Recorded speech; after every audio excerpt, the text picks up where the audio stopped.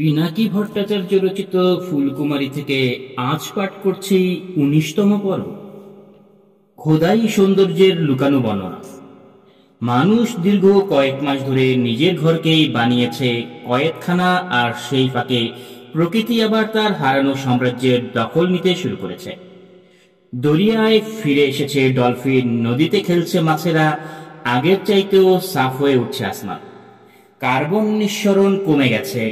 তেলাপোকা, কেঁচো, গিরগিটি বা সাপ যেই হোক না কেন, সব জন্তুই যেন ফিরে আসছে নিজেদের ঘরে।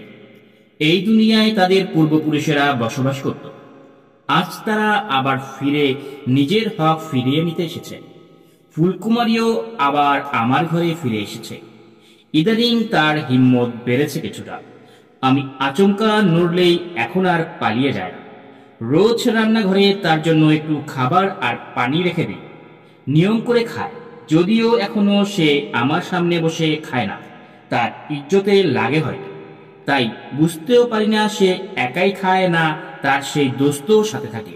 আমি অবশ্য তার দোস্তকে কয়েকবারই দেখেছি। এখন সে ঘরের মাঝখানে আছে, কান দুইটা সোজা করে দাঁড়ায়। একটা বই পড়ছিলাম, বইটা বন্ধ করে চেয়ার ছেড়ে উঠে দাঁড়ায়। ফুলকুমারীর দিকে যেতে যেতে ভাবছিলাম, এবার মনে হয় আমাদের দোস্তি বেশ গভীর হবে। কিন্তু সে তা চায় না, পিছু হটে যায়। আমাকে হয়তো পুরোপুরি বিশ্বাস করতে পারেনি এখনো। কি জানি, আমি তাকে খাওয়াই, কিচ্ছা শোনাই, অথচ গাফেলটা আমাকে দোস্তই ভাবতে পারছে না। তবু পালানোর সময়ও সে নিজের হিম্মত দেখাতে ভোলে না। কান নাড়ায়, লেজ দুলিয়ে চলে যায়।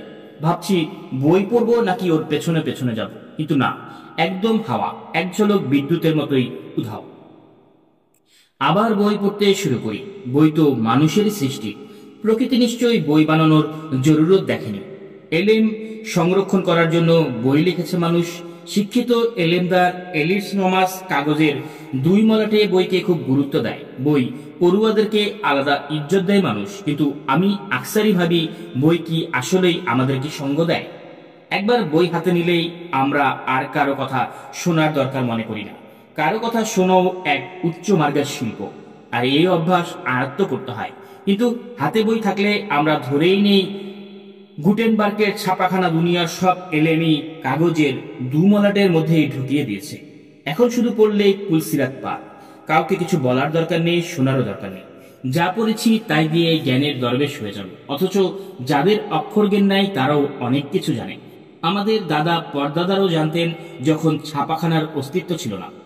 আমরা যতই পড়তে থাকি ততই আমাদের চোখে আমাদের কানের চাইতে আরো বেশি তীক্ষ্ণ হয়ে ওঠে।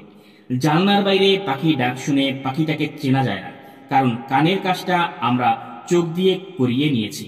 আসলে পাখির ডাক শুনেই তো পাখিটাকে চেনার কথা ছিল আমাদের। অবশ্য চোখও এখন আর নিজের কাজ ঠিকমতো করছে না। কোনো পাখিকে দেখেও চেনার উপায় শেষ হয়ে যাচ্ছে প্রায়। পাখি চেনার জন্য এখন বইয়ের পাতা বা মোবাইল অ্যাপস ঘাঁটতে হয়। দেখি তো এটা পায়রা না ঘুঘু। প্যারিসের প্রায় সব জায়গাতেই পায়রা দেখা যায়, তবে প্যারিসে এসেই আমি প্রথম পায়রা আর ঘুঘুর ফারাক ধরতে পেরেছি। এখানকার ছেলেমেয়েরা সারাদিন মোবাইল স্ক্রিনে ডুবে থাকে। বুড়ারা আজকাল প্রায় এমন নালিশ করে। কিন্তু আমরা নিজেরাও তো আগে এভাবেই বইয়ের পাতায় ডুবে থাকতাম।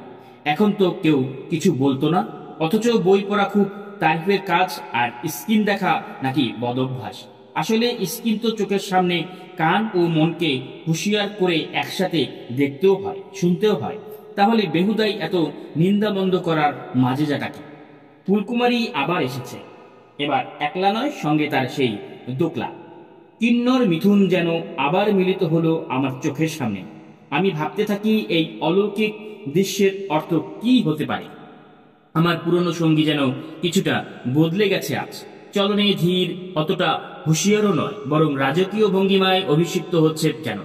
প্রিয়ার পাশে দাঁড়িয়ে নীল কস্তুরী আহার চাঁদের আলোর নিচে যেন মৃত্তিকার ওপর ফুটে উঠছে এক নশ্বর কামনা ভরা ফুলের মতো।